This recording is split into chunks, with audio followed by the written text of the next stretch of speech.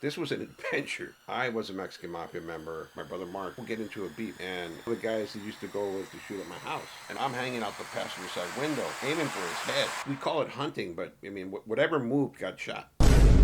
Hey folks, my name is Rene Enriquez, and you are watching Uncensored. I was a Mexican Mafia member, and I defected from the organization. I had a concept about writing a book. The book actually became Black Hand, The Bloody Rise and Redemption of a Mexican Mob Killer, Rene Boxer Enriquez. And the book is still available today. We're going to be selling autographed copies real soon here, and we're going to make them available to the viewers, to the public. But this is the initial concept. You're about to drop out of high school. Oh, I dropped out of high school, and I'm partying back and forth. You're partying back and forth. I think you could see in my face, I'm getting a little tired. We have been in here for hours at this point, right? It's an all-day process. These interviews were an all-day process, and I am getting a little tired, a little fatigued, and you can see that. I don't get snappy or anything. You can see it in the lack of energy in my face. I notice that immediately right now. So when's the next, the next violent era start? Or was it ongoing after that first? Well, after I drive-by. dropped out, I stopped working for my dad. That's when we started Yeah. going towards violent gang activity. We started That's really after going your stint at Los Padrinos. after I stayed in Los Padrinos, and I didn't go back to jail for anything until I go to jail for my robberies. And that's when, again. 1981, something like that. So, but between that time and the time you...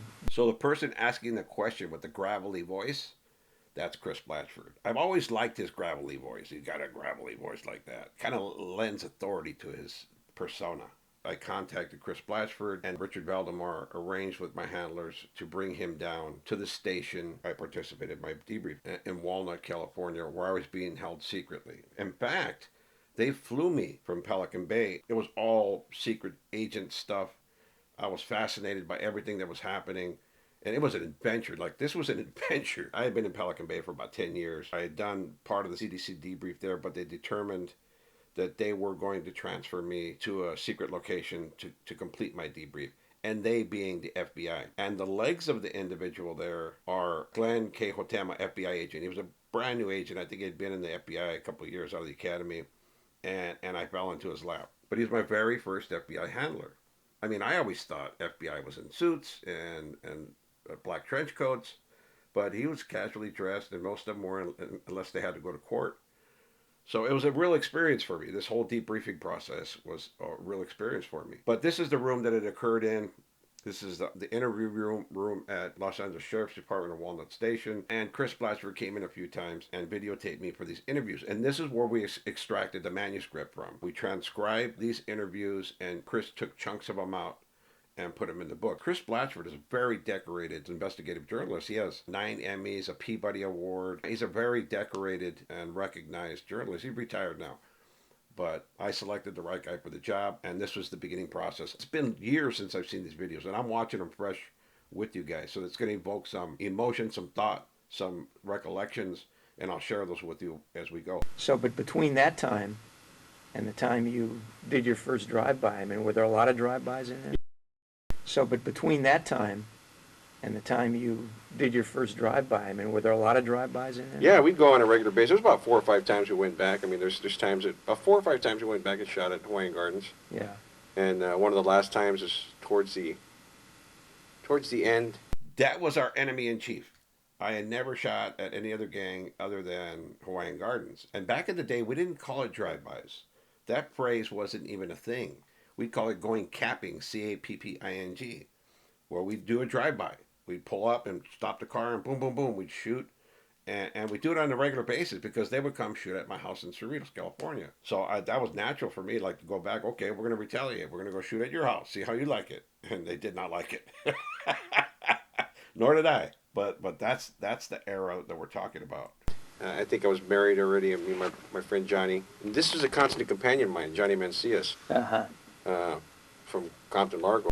Yeah, Johnny Mancias, he lived in the next track from me. His sister Lorraine was my girlfriend, and he was my constant companion. We did everything together. We grew up as kids together, and we ended up going to Folsom State Prison, where he picked up a case that put him in the shoe was an elimination.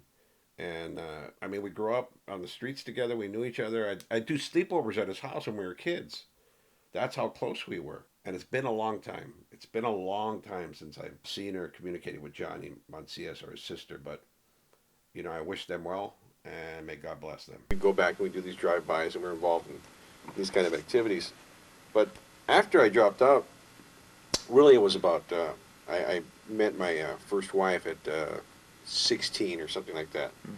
This was relatively young when I met my first wife, and she became a live-in girlfriend. Mhm. And I At your got parents' house? Or? at my parents' house. Yeah. My parents' house. I was either go with her or her moving here with me. Mhm. And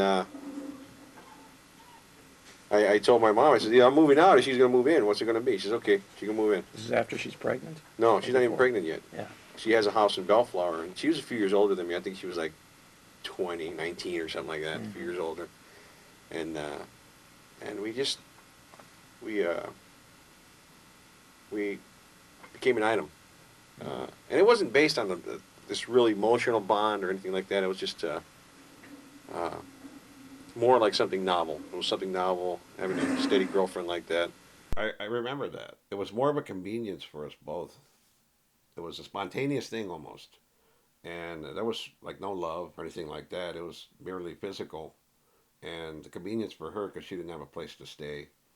And for me, like having access to a woman every day was like at 16, I was like, yeah, yeah. So my parents permitted it, and she moved into my house. And I got her pregnant. I got her pregnant, and out of a sense of obligation, I married her. There wasn't a real friendship because as an individual, I later learned that I didn't like her as an individual, Mhm. and it was more of a sense of obligation that I married her because she was pregnant with my son, and we had my son, Bobby. Yeah, I didn't mean that. And I still don't in a derogatory sense or a insensitive sense, but we just were not compatible.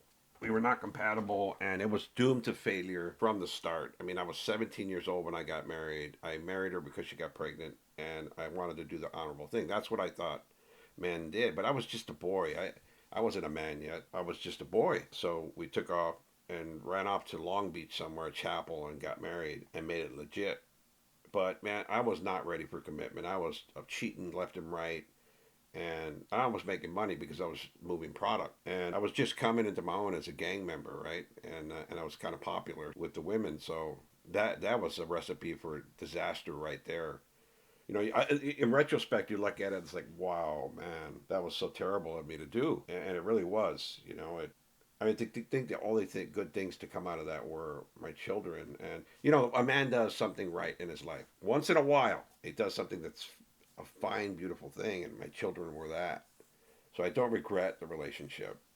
In fact, I think those are the most beautiful gifts I've ever been given in my life. Are my sons. I don't regret the relationship. I just regret the result of what occurred. And I went to prison, but it was a doomed relationship to begin with because I was cheating on her all the time with all of her friends, and this was just a constant behavior with me in terms of that relationship. I was cheating on her all the time.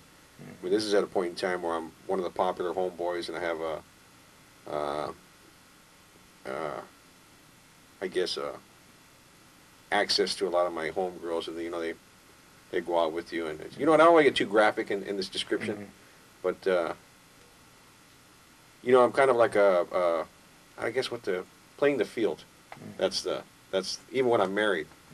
So I'm playing the field, and so it's doomed. I mean, it's based on not a strong bond. It's only on a sense of obligation. So the marriage is doomed to begin with.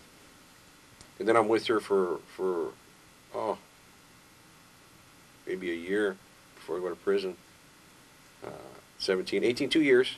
2 years we have my son. My son's 6 months old. And I catch a string of robberies. 2 years we have my son's 6 months old. And I catch a string of robberies. Whole string of robberies.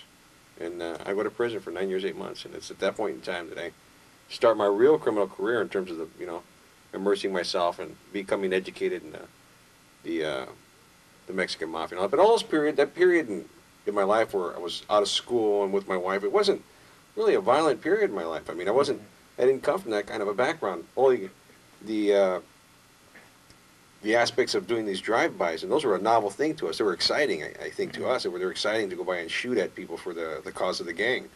I didn't see it as violent, but when you look back at it, I mean, participated in drive-bys, stabbings, and yeah, it was pretty violent. I think in my head at that point when I'm doing this interview, I'm comparing it to the violence that I participated while I was in prison. That was ultra violent. Like, this is brutal violence, right? Brutal violence. And the violence that I participated on the streets was child's play compared to that. So that's what I think I'm thinking because, yeah, I mean, there were drive-bys, gang fights. We even dragged a guy in a car once. But that's another story. I'll tell you about that. We got into it with Orange County. Yeah, there was a lot that I participated in, but I don't know what I'm thinking at that time saying, yeah, it wasn't really violent. I didn't come from that kind of background. I might be trying to keep that clean impression of my family. I hadn't revealed the dark secret of childhood sexual abuse yet. So I want everybody to look at my family to look pristine. Like I had every opportunity in the world. And I did. I did have every opportunity in the world. My dad provided, lived in nice homes. But I think that's that right there. But from my upbringing, there was no, no indications that I would be turn out this type of individual to go shooting at people because I came from a good family. In my eyes, I came from a good family, and I think from anybody's estimation, I came from a rather privileged family in terms of a middle class upbringing. And you didn't do juvenile time? You didn't do YA time? No, none of that. I didn't have any of that exposure. That person interjecting there is the well-known and very experienced federal investigator. He's actually a Los Angeles sheriff, but it's called dual credentials. You're on one agency, but another agency gives you credentials to be on a task force. So he's an FBI TFO, task force member. But he's a sheriff. He's a sergeant in the sheriff's department. In fact, we're going to do a story with Richard Valdemar involving Chuco Castro. You're going to love it. And you're going to see how far back he goes and how many carnadas he's actually dealt with. So I'm calling on all of you to subscribe, hit the like button, leave a comment, and hype. Other than that little stint in the juvenile boys home. You didn't do anything until you went to prison? Just prison, yeah. So this was the case that I told you about in a previous episode where Johnny Mancias and I broke into the neighbor's house, stole their car, and did drive-by shootings. And I went to Boys Republic in Chino, California. This was called a placement at the time, when my father called the police and sent me to jail. That's the only time I had done. I had never been to YA or camp, or I wasn't a YA baby. I wasn't any of those things. And then I go But to... there were other drive-bys and stuff. There were other but stuff you that we didn't did, know if yeah. you ever hit anybody We had gotten some gang fights. Oh, we got some gang fights. We got some gang fights, and my brother got stabbed. My brother Mark got stabbed. I'm glossing over, to call back immediately all the little instances that I'm forgetting. But this is... Yeah. No, but grab them, there's when we're coming up, I remember my brother got stabbed in Orange County. We're in partying with the homeboys, and they almost killed my brother Mark. When we're coming up, I remember my brother got stabbed in Orange County. We're in partying with the homeboys, and they almost killed my brother Mark. We went to a party in Artesia, then we went to a party in Orange County, then we went to Coyote Park in Buena Park. We got in a fight there, which carried over to Fullerton. We ended up in Fullerton. They stabbed my brother and me, and they almost killed my brother. So there were instances of gang violence that we participated in. Another one is I went to the Grauman Theater. Man's Theater, I think they call it now. Mhm. Chinese Grauman Theater, they used to call it. We were there, and we got into a gang confrontation with a gang called the Northside Rebels. I don't know if they're still around. Yeah, they were. We had got a rumble with those guys in the parking lot. We were swinging belts, and there's nothing. We're just pretty much. You ever see like elephants and their false charges? Mm-hmm. And that's how we were in the parking lot, swinging our belts and ballyhooing around, and We were posturing. It was funny as all get out, right? Pull up into this gas station, and for some purpose, we're pulled up in the gas station. It's my brother and I. My brother's with his girlfriend. I'm with my girlfriend. And these guys are standing there, and they hit us up. Like, where are you from? We tell them we're from Artesia. And they said, what? And they kind of got brave with us, right? They kind of challenged us. So my brother whipped off his belt and started swinging it at them. And we were all jumping around like little monkeys in a closed gas station parking lot. And then finally, one of the guys said, where's Artesia? And I says, it's over that way. Or I just said something, right? The funny thing is, the guy that was brave and started the challenge, I saw him years later. I'm in the county jail, and I slipped through the cracks. I went through a parole violation after I was released from prison in 1988. And I'm a full-blown Mexican Mafia member now. And I'm on the tier with this guy, and I see him, and I recognize him. And then he says he's from Northside Rebels. And I says, hey, you remember me? And I tell him about the whole incident. And I swear this guy was denying it like crazy. It wasn't me. It wasn't me. It wasn't me. I wasn't there. I get it. My dude thought I was going to take action, but I told him, I say, hey, it's no problem, bro. That's when we were kids, you know. I wasn't going to retaliate. I didn't do anything to the guy. You know, I didn't have anything done to him, but I imagine he was probably pretty apprehensive that he had started an issue with a Mexican Mafia member that years later he was going to meet me, and how could he ever understand that as kids I was going to become a mobster, and then to see me in my domain in jail where I reign supreme, that had to have been a frightening thing for him. So I understand why he did that. Wherever he is, peace to you, brother. It was all child's play.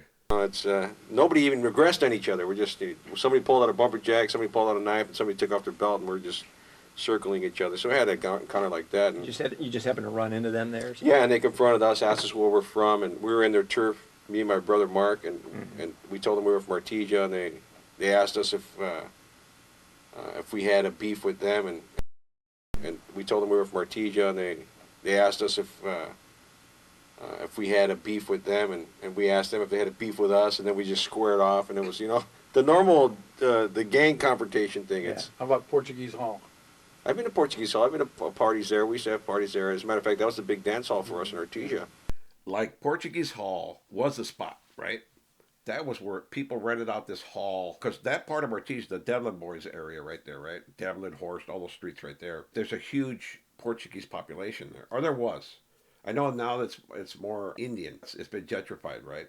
But back in that time, Portuguese Hall was the spot. We'd go to dances there and weddings, and quinceañeras was a big thing. And there was always a drunken homeboy starting to fight. There was always something at those places, right? But it was like, those were the party days, man. Those are the times you went out dressed your best, looking for chicks, and it wasn't difficult finding one back in the time. Back in that time, it wasn't difficult. That was the place to go at Portuguese Hall.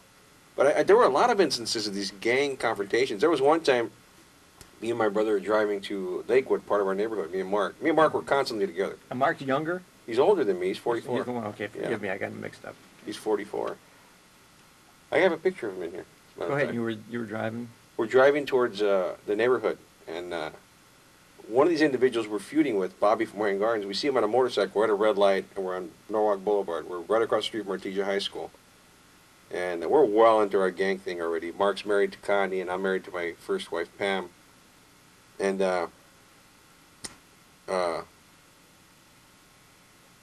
we see this individual on a motorcycle. He's going to work. He works in Orange County. And we're not far from the Orange County borderline being where we're at. And he starts flipping us off and throwing his gang insignias, which means, the HG.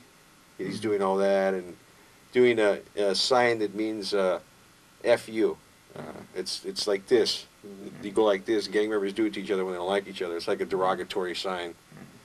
So he's doing that to us, knowing that we can't get to him because we're on the other side of a red light and we can't cut across and get him.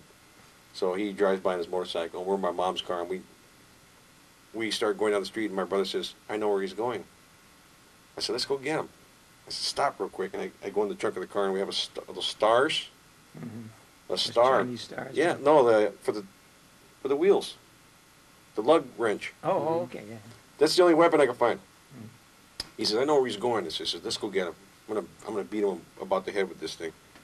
And so Mark takes a bunch of shortcuts to the residential areas, and he knows exactly where this guy works. So we drive for about 2 miles, and we pull out of this track home, and as soon as we're pulling out of the track home, we pull right behind this guy. And he's going to turn a left-hand turn on a major street, and he doesn't even know we're behind it. It's a few miles down the road. So we're in a major intersection. It's Marquardt and Orangethorpe, right at the borderline of Cerritos, Cypress. And this guy's going to be pulling into a industrial area. And I tell Mark, I said, just wait. I said, just wait until he pulls into this little turn off the industrial. I said, then pull up beside him. I remember this. Bobby from Wine Gardens was one of the guys that used to go with Joe Licon and a couple other guys to shoot at my house. He was like my arch enemy. And that's the first time I had ever laid eyes on him. So we did this. My mom had a white Plymouth Duster with gold pinstripe. And this guy flips us off, does all these gang signs. And the island separating us. He's on the opposite side of the road. We can't cut across. And he takes off on his motorcycle. And we end up right behind the guy. And he's just at the light. Not a care in the world. And we're lurking right behind him. He doesn't even know it. He does not even know it. And my brother pulls up beside him, and I'm hanging out the passenger side window, aiming for his head. Somehow he hears it because we're so close, and he kind of turns and dodges it, catch him on the shoulder, and then I swing at him again, and I think I threw it at his back or the bike, the Star. I ended up throwing it because he starts taking off, and my brother rammed him in the car. And I don't know if it caught his leg or not, but the motorcycle was definitely wobbly after that. Like he's taking off, like high speed, and the motorcycle's just like it's got a bent rim or something because it's wobbling everywhere, right? And then we're going to pull up right beside him on the motorcycle. And I'm going to bop him in the head with this, and we're going to keep on going. And he says, okay. So we do that. We pull up right behind him, and I lean out the car, and I stick the Star, and I cock it back, and Mark starts accelerating, and you can hear the car. It just, like a cop car, you know, that acceleration. The guy turns around and just turns just enough, so I miss him when I'm swinging. And I glance. It's a glancing blow. It hits his bike and him, and it knocks him almost over. And Mark stops the car, and we get the car, and we ram him. And we're just chasing this guy in his dilapidated motorcycle now driving down the street, all crooked and wobbly. But he makes it to his workplace. That was another instance. I mean, we engaged in stuff like this on a regular basis. I mean, it was a gang rivalry. They'd come by and shoot at our house. They shot at our house on 2 occasions. What'd your dad say about that when? He thought it was crazy. I talked to my father to this day. He says, I think it's crazy how we lived. How sometimes we would wait outside with guns because we thought people were coming, or we'd be in our house with guns because we thought that people were going to come to attack us. That is crazy. I remember this conversation with my dad. And I remember the instances where we sat with guns, like shotguns. We had a 12 gauge, a 410, a 30-30, a 303, a 22 long range. We had a bunch of guns. My dad was a Korean War vet. And we owned land out in Barstow and Lancaster. And we go shooting out there.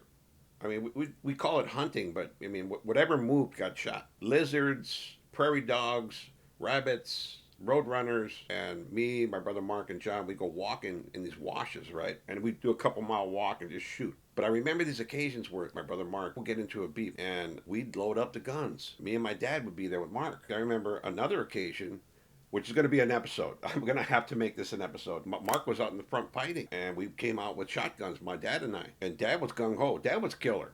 But he was one of those quiet, dignified guys. I never knew my father was in the war. I never knew. He never talked about it to us. One of those quiet heroes that served and never said a word about it. I didn't know until after he passed away, and they had a color guard there. And they're the ones that revealed that my father was in the Korean War. He signed up underage, which was crazy to me. I saw paraphernalia, and my uncles were all World War II vets. So I always saw the paraphernalia. My dad had a hand grenade in his dresser drawer, and he had some other paraphernalia, dog tags, stuff like that. And he just said he was in the Army. That's all he said, and that's all I knew.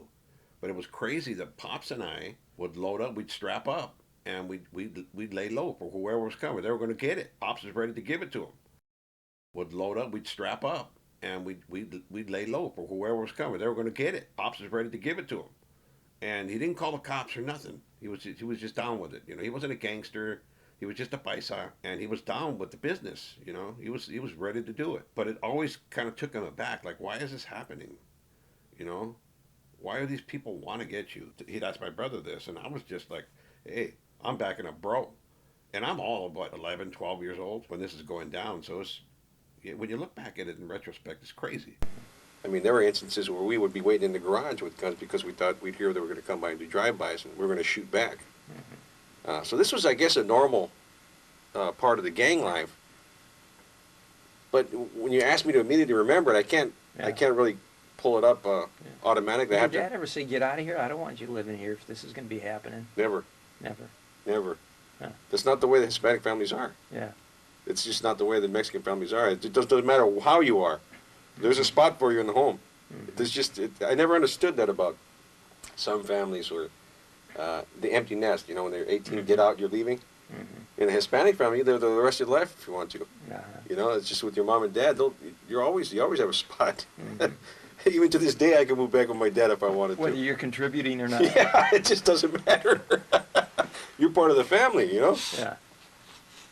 But my dad never told me to get out. My mother never told me to get out. Isn't that true? For all my listeners who are Mexican, that is a truism. You know, mom comes to live with you if she gets displaced, or your sister, whoever. That's just a reality, right? Family is family, and family comes first. I didn't know it then, but that was the principle. Family is everything. Family is everything. I learned that later in life. I didn't know it then. And it just wasn't that way. Yeah. It wasn't that way. They'd rather, we dealt with the problems as a unit, as a family unit. You know, if there was a problem with Mark, somebody was out to get him, we were standing up for him. If there was a problem with me, they were standing up for me. And, you know, it's just, I remember one time Mark had a problem with a drug dealer who he owed quite a bit of money to. And my dad says, okay, have him come over. And I had a rifle, and a high-powered rifle that my dad had. It's a hunting rifle. And my dad says, he tells Mark, what are you doing? How did you get into this mess? And Mark tells him, you know, I have a debt to this guy that I owe, and I need to pay it because, you know, this is drug dealers. And the guy's a pretty serious guy, apparently. I was just a kid at the time. And my dad says, you know what, I don't want this happening ever again. We'll give him the money, and then don't ever involve yourself with these guys again. I say, okay. And my dad gives me the rifle. He says, if you hear any noise, Rene, come out and shoot this guy. I'm like about 13, 14 years old, and I'm sitting in the bathroom waiting for, you know, some kind of ruckus, and I'm going to come out and shoot this guy. But my dad only knew how to deal with it on our level, because we were telling him, don't call the cops, Dad. Don't call the cops. And my dad wants to call the cops. He's, no, let's report this to the police. This is wrong, son. You drug dealers? No way. Not in my house. You know, it's just, he didn't know how to deal with it on our level.